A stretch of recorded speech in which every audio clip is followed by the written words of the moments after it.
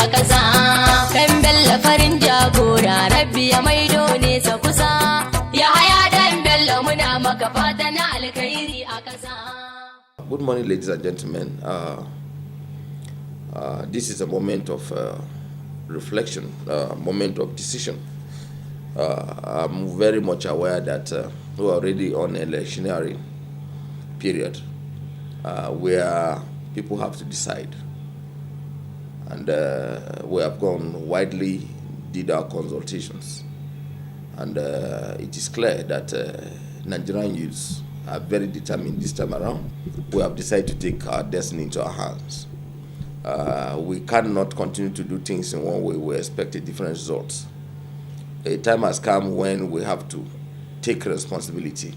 And on that basis was why some of us unanimously agreed that we have to make our position very clear. We cannot continue parading people of yesteryears to continue determining our future. We cannot continue to hand over our destiny in the hands of people who are so self-centered, who are not serious. A time has come when we have to take decisions and stand by it and take responsibility. We have come of age, and it's no longer a story that the older generation do not actually have anything to offer this country. And we are sick and tired of this story, same style of people over and over for the past 60, 50 years ago. They remain in the corridors of power, and every day they come with promises without fulfilling.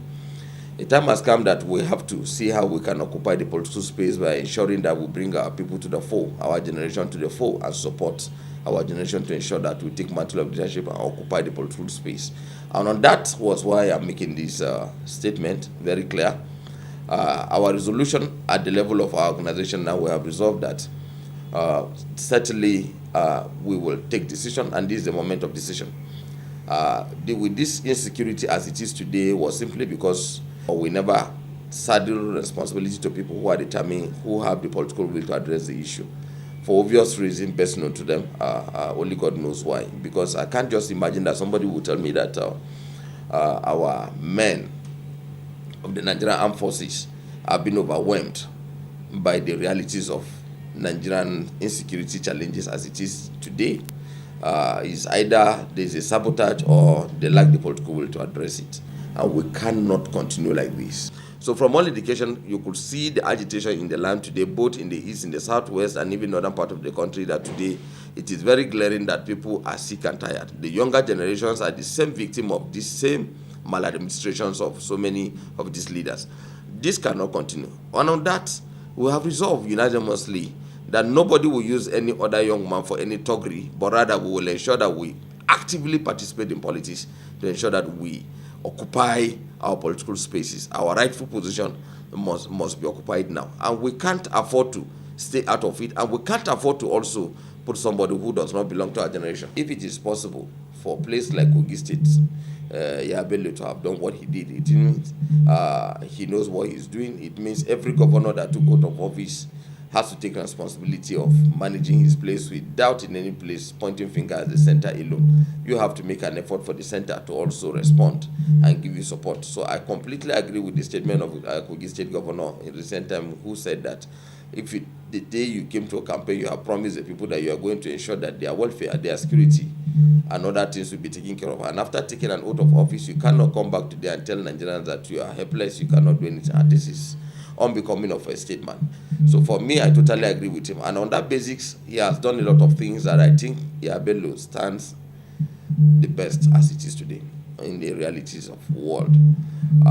We will ensure that we give him all the necessary support he needs. Of course, he has made his declaration, and we are also totally in support of him. We will work en masse. We are not only going to work en masse, we will make sure we canvass support for him. We will go to all looks and crannies. We will ensure that we liaise with our counterparts in the southern part of the country to ensure that his candidacy come to be. Yahaya Bello remains the best, and on that basis is that we have resolved that Yahaya Bello is our choice of candidate for 2023 election. We will support him, and we will ensure that we get it right.